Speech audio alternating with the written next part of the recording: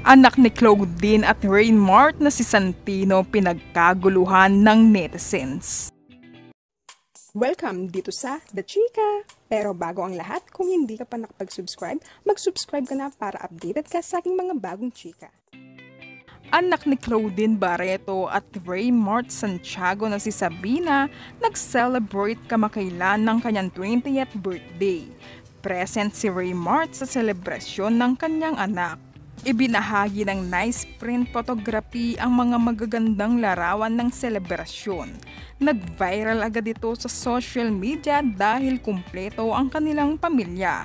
Nakatanggap sila ng magagandang komento mula sa mga netizens. Ang mga larawan mula sa pagdiriwang ay nagpapakita ng kagalakan at pagmamahal sa loob ng pamilya. Sa kabila ng paghihiwalay ni Claudine at Rainmart, nagsama-sama sila para ipagdiwang ang espesyal na araw ni Sabina na nagpapakita lamang ng kanilang dedikasyon sa co-parenting. Kapansin-pansin naman na kahit kumpleto sila ay hindi sila nagsama-sama sa iisang larawan. Samantala, marami naman nagulat sa binatang anak ni Claudine at Rainmart na si Santino.